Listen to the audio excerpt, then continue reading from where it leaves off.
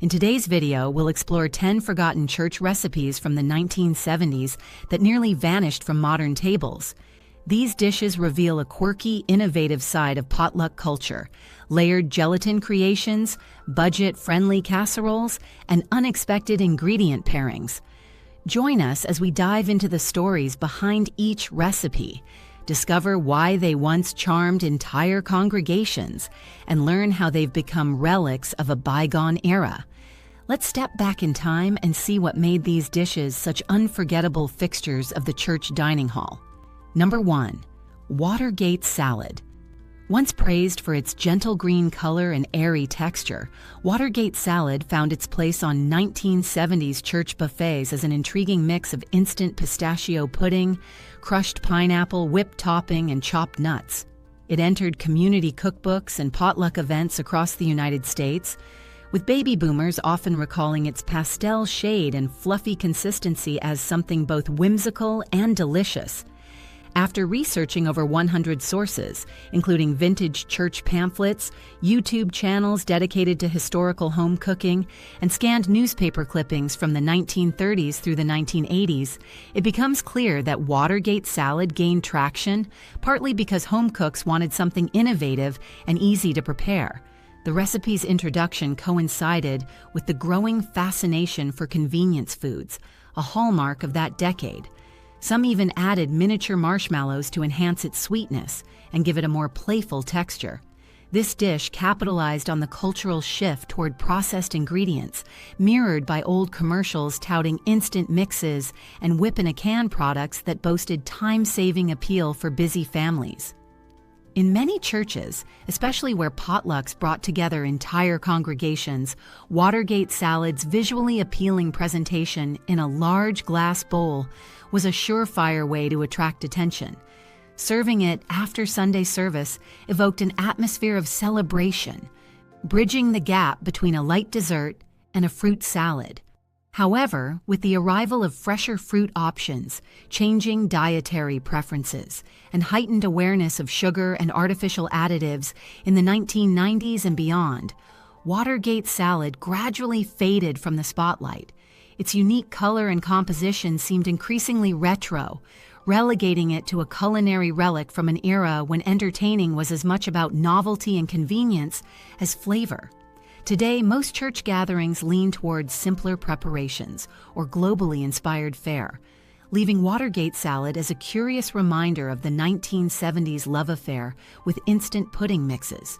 Number 2. 7-Up salad.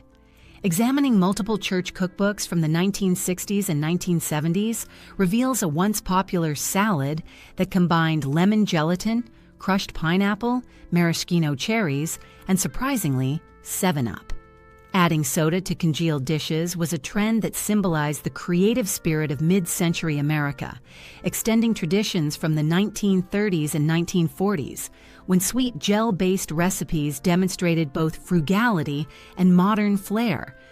During the 1970s, this version flourished in church kitchens, in part because it was festive, tangy, and simple to assemble. The fizz from the soda created a delicate foam on top as the gelatin set, resulting in a two-layer effect that intrigued potluck goers. Congregations often enjoyed how a single slice could reveal multiple textures, a frothy layer resting atop a translucent, fruit-studded foundation. The color varied based on the flavor of gelatin and the arrangement of fruit, but generally, the dish looked like a glimmering piece of pastel art in a Pyrex pan.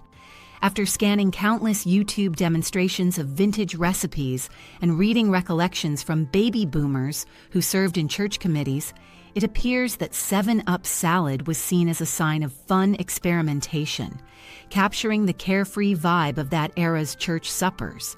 However, as fresh fruit salads gained broader acceptance and public concern about high-fructose corn syrup intensified in the late 20th century, the fortunes of 7-Up salad waned. Many younger families found the notion of soda-based gelatin to be a perplexing holdover from the past, eventually turning to simpler fruit platters or yogurt-based desserts. while older adults may still recall enjoying it alongside deviled eggs, spiral-cut ham, and coffee hour donuts. 7-Up salad now ranks among the 1970s potluck curiosities that rarely grace modern fellowship halls. Number 3. Glorified rice. This sweet dish, often composed of cooked white rice, whipped cream, canned fruit, and sugar, took center stage at certain church functions during the 1970s in areas with strong Norwegian or German immigrant influences. Older sources trace it back to the 1930s, but its heyday extended into the post-war decades when baby boomers were growing up on community meals in church basements. Glorified rice emerged from a tradition of making the most of affordable pantry ingredients, especially rice, which had become increasingly available. The dessert's creamy consistency and mild sweetness made it a child-friendly choice, ensuring that families with picky eaters could still find something to enjoy during large gatherings. As gleaned from combing through YouTube channels focused on retro Midwestern cooking and scanning multiple local church bulletins, people often added fruit cocktail or mandarin oranges on top, creating a layered look that brightened buffet tables. The final topping sometimes included a scattering of marshmallows or coconut shreds to give the dish an even more festive look. In many recollections, glorified rice stood out as a treat that signaled togetherness and community pride. Over time, though, palates shifted toward more pronounced flavors, and the reliance on canned items lost momentum once fresh produce became more economical. Modern health trends, combined with a desire for more global or locally sourced fare, overshadowed this simple, carbohydrate-forward dessert. Nowadays, glorified rice survives mostly in specialized heritage cookbooks or is recalled in nostalgic family stories. Rarely seen, it remains a vestige of a simpler era when congregations served hearty, fuss-free dishes to nourish both body and soul after services. Number 4. Spam and pineapple casserole. During the 1970s, Spam enjoyed a wave of popularity in many parts of the United States, thanks to heavy advertising campaigns and brand-sponsored recipe competitions that promised novel ways to stretch a budget. Pineapple, meanwhile, had become emblematic of a tropical flair, popularized by tiki culture, old Hollywood references to exotic locales, and the post-war fascination with Hawaii. Melding these two key ingredients into a casserole was, in many church circles, a practical approach to feeding large groups cheaply, while injecting a hint of sweetness that balanced the salty canned meat. A thorough survey of vintage radio commercials and baby boomer-era publications illustrates how church dinners during that time often merged easy-to-find ingredients into casseroles that could be popped into the oven after Sunday service. Typically, Spam would be sliced or cubed and layered with pineapple rings or chunks, then coated with a tangy sweet glaze that might incorporate brown sugar or canned soup. Some cooks added green peppers or onions for extra color, contributing to a rainbow-like effect in the casserole dish. By the 1980s and 1990s, however, the presence of processed meats came under scrutiny as diets shifted, driving Americans away from dishes reliant on canned protein. Pineapple's pairing with ham might have survived in the iconic Hawaiian pizza or a holiday-baked ham dish, but Spam-based combinations soon appeared dated and overly kitschy. Searching old church bulletins archived on community websites reveals that Spam and pineapple casserole eventually vanished from potluck lineups.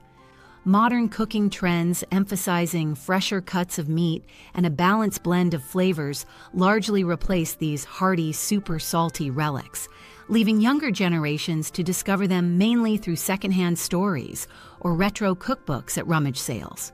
Number 5. Turkey tetrazzini. Although turkey tetrazzini is occasionally mentioned in contemporary cookbooks, its potluck version, loaded with condensed soups, processed cheese, and leftover turkey, peaked in church events of the 1970s. After analyzing more than 100 sources, including cooking demonstration videos, newspaper recipe columns, and typed-up family favorites, it's evident that church groups love tetrazzini for its ability to transform post-holiday turkey into something creamy and indulgent.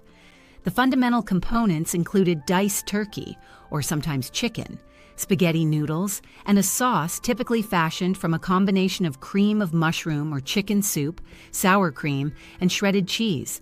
Some variations introduce peas, pimentos, or mushrooms to create a more colorful casserole, often baked in a Pyrex dish for easy transport.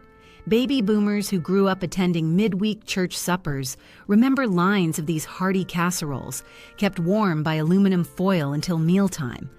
The entire method was cost-effective and crowd-pleasing, aligning with an era of convenience-based cooking that took hold in the 20th century's midsection.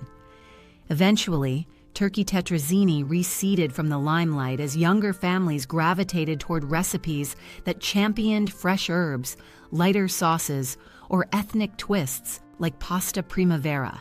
Meanwhile, turkey itself became more commonly associated with healthier sandwich slices, relegating the old-fashioned tetrazzini to a nostalgic footnote among nostalgic church potluck fare. When it does appear, it tends to be in the form of a modernization, lightened with reduced fat ingredients and fresh vegetables, indicating that the old-school, processed, heavy version is rarely, if ever, replicated. Number 6. Deviled ham mousse. Deviled ham, a canned spread once marketed extensively on television and radio, was a frequent guest at 1970s church gatherings. The mousse variation emerged as a way to dress up an otherwise humble ingredient. After scouring assorted vintage recipe boxes and YouTube tutorials dedicated to church cookbook recipes, it becomes clear that deviled ham mousse was perceived as a posh appetizer for special luncheons and fellowship receptions. In many recollections, whipped cream cheese was mixed with deviled ham, sometimes combined with gelatin, to create a mold that could be inverted onto a platter lined with lettuce leaves or parsley sprigs. The result was a pastel pink dome that resembled an upscale party spread, reminiscent of older decades when molded foods signified sophistication. Church members who took pride in their presentation skills might decorate the mousse with olives or thin slices of cucumber for added flair. However, as deli meats and fresher ham products became more readily accessible, the reliance on deviled ham diminished. Younger cooks also grew wary of the high sodium content and the distinct canned flavor that no amount of seasoning could fully disguise.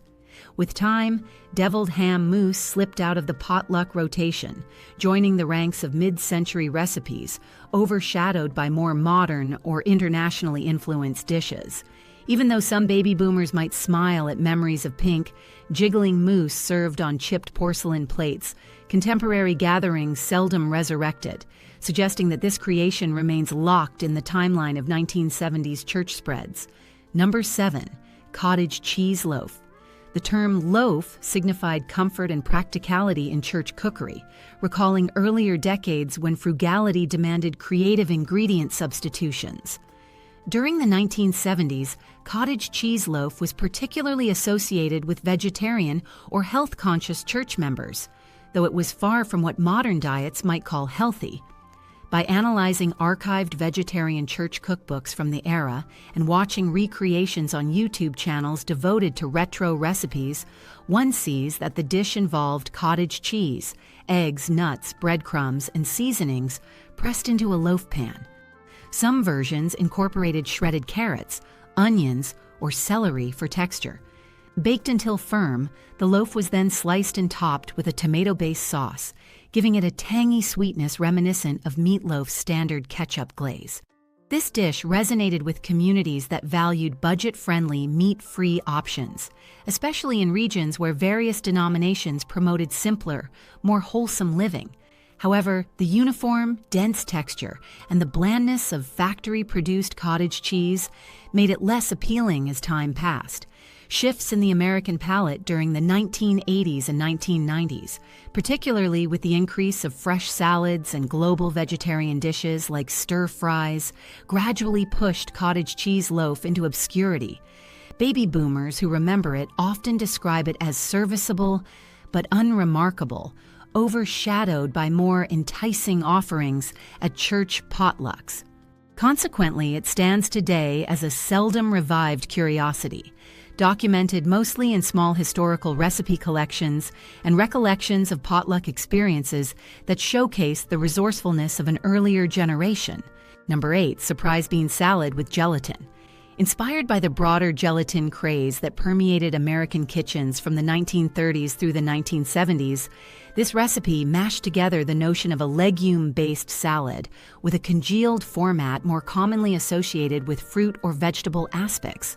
Delving into church bulletin archives and combing through baby boomer recipe swap forums indicates that surprise bean salad typically employed green beans or wax beans suspended in lemon or tomato gelatin, occasionally paired with sliced onions, diced peppers, or even olives for complexity. The surprise often referred to the unexpected combination of savory beans and a sweet tart gelatin setting, which perplexed some potluck attendees while delighting others who enjoyed the novelty. In the 1970s, church kitchens valued portability and resilience. A gelatin-based dish could survive extended hours on a buffet table without losing shape. Yet as the 1980s ushered in fresh salad bars and a rising popularity of crisp vegetables dressed with vinaigrettes, the concept of sweet gelatin enveloping beans came to be seen as old-fashioned, if not outright unappealing. Modern cooks prioritizing crisp textures and robust flavors generally find it baffling. Even among older audiences, surprise bean salad fell from grace as simpler bean salads with vinegar or mayonnaise dressings took over potluck menus. These days, references to this congealed concoction are typically confined to retrospective blog posts about vintage food oddities, rather than actual appearances at contemporary church gatherings.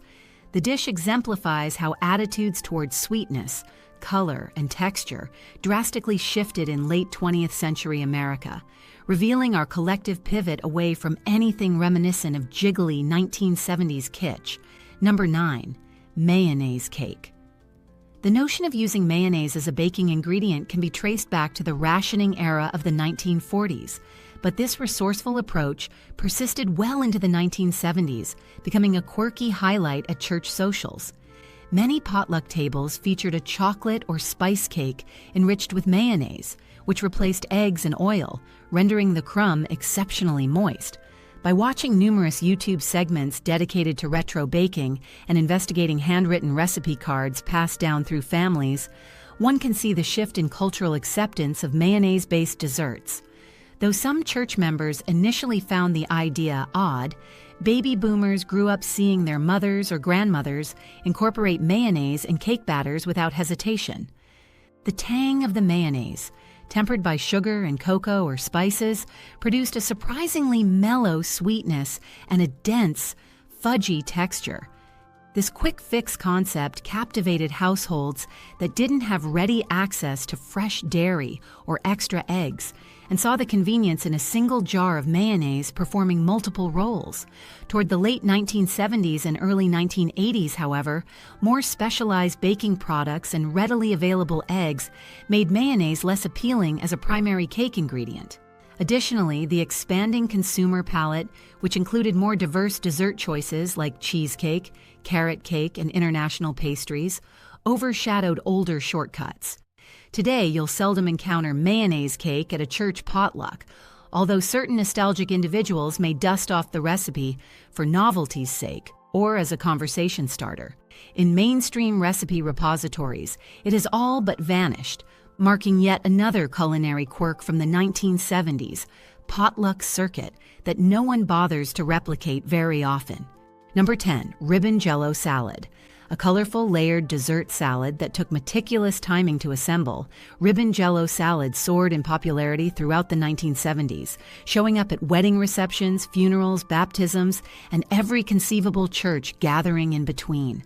Compiled research from period-specific cooking magazines, interviews with older Gen X and baby boomer church members, and an extensive review of scanned community cookbooks reveals that each layer was prepared separately, allowed to set, and then topped with a new color. Common hues included lime, strawberry, orange, and grape, each sometimes blended with yogurt, evaporated milk, or whipped topping to create distinct pastel stripes. The final outcome, often inverted onto a platter, showcased brilliant stripes of Jell-O that children found enchanting and adults saw as a creative conversation piece. In the context of 1970s America, molded and layered dishes conveyed a sense of culinary prowess, highlighting the modern wonder of affordable refrigeration and ready-to-prepare gelatin mixes. For potluck organizers, ribbon Jell-O salad was also practical, as it could be made in advance and transported without fear of spoiling quickly. The labor-intensive process, however, started to lose appeal by the late 1980s, when fresh fruit tarts, sheet cakes, and global-inspired desserts captured attention. Younger cooks found simpler or more innovative sweets far more appealing. Consequently, ribbon Jell-O salad dropped off the potluck circuit, relegated to nostalgic discussions of grandma's jiggly desserts that seldom see the light of day in modern church events. For those who do recall it, the memory encapsulates an era when vibrant color combinations and the architectural challenge of layered gelatin defined a unique corner of American potluck culture, a corner that has mostly been forgotten as tastes continue to evolve.